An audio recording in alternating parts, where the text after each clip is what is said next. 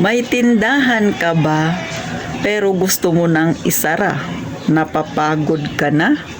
Bakit? Kasi maraming nangutang, hindi nagbayad. Oh, sabi nga ni Mark, Titin, napanghihinaan din ako ng loob minsan.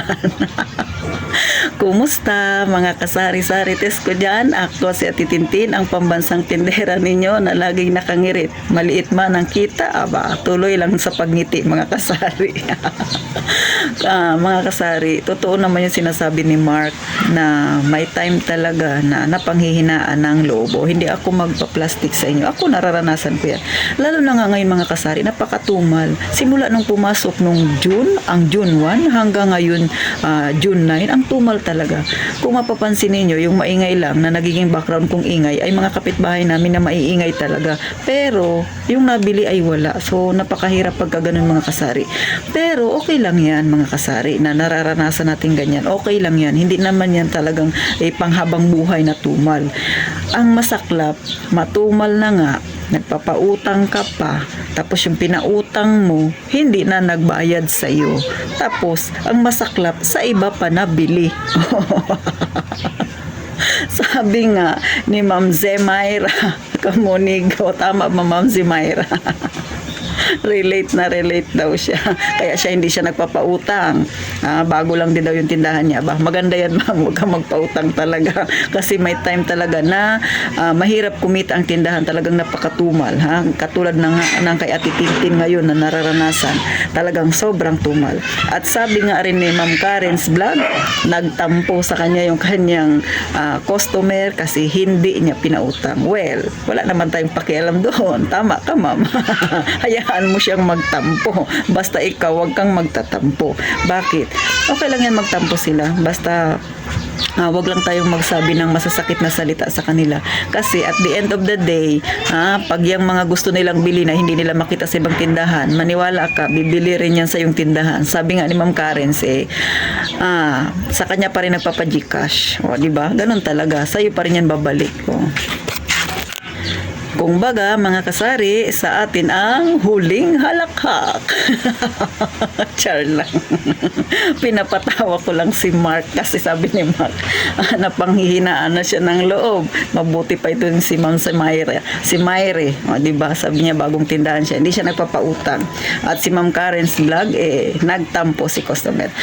Mga kasari, ilan lang yan sa mga kasari natin na nagre-real talk talaga sila. Totoo talaga yan ang nararanasan. Kahit ako, may customer din akong ganyan.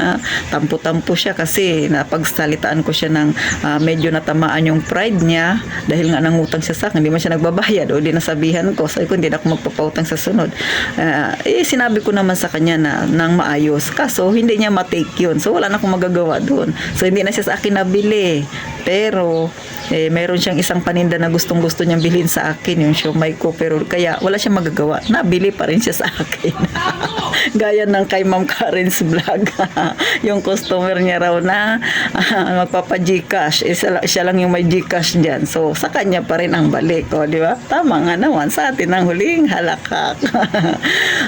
Normal yun mga kasari. Talaga yung tumal nararanasan natin. Tapos yung ups and down, mga problema na yan, ganyan. Talagang mararanasan yan ng isang may tindahan. Pero magpatuloy lang tayo. Kasi kung hindi ka magpapatuloy, ikaw ang talo. Sa mga nagpapautang dyan na hindi ka binayaran, magpatuloy ka lang. Kasi ang inaantay lang niya ng mga kakilala mong nangutang sa'yo na hindi na nagbabayad ay ang mag-down ka ng husto at tuluyan kang magsara. Sila ang tatawa sa'yo. So, pinaka-best revenge nating mga may tindahan, ipakita natin na hindi tayo apektado. Kaya kung ikaw nagpapautang tapos hindi ka binayaran, pues, wag mo silang pansinin. Kung hindi sila nagbayad, wag mong i-stressin ang sarili mo. Magtuloy-tuloy ka sa pagtitindahan, ipagpatuloy mo yung kasipagan mo, wag mo na silang pautangin, wag ka nang pauuto para ang tindahan mo ay lumago. Mga kasari, ganun. Wag kang padadala sa kanilang inarte. Ikaw naman ang magmatigas. So, ganun lang. Kasi pag ginawa mo yan, kunwari, hindi, kahit na masakit na ang loob mo sa kanila, pero hindi mo pinapakita, maiinis yan sila sa'yo. Pero hayaan mo lang sila. Ang mahalaga ang negosyo. Hindi man tayo nagnegosyo nagnegosyo para sa damdamin natin, di ba? Nagnegosyo tayo para magkaroon tayo ng magandang kita. O, kaya wag mo intindihin yan. Yung pagsisentimiento, hindi yan makakatulong sa ating tindahan. Maging positive lang tayo lagi. So, paano mga kasari? Hanggang dito na lang ang vlog na Titintin. Nakapag-vlog lang ako kasi naalala ko si Mark, napanghihinaan daw siya ng loob. Go lang tayo mga may tindahan. So, paano? Mag-iingat tayong lahat palagi at happy Sunday, mga kasari.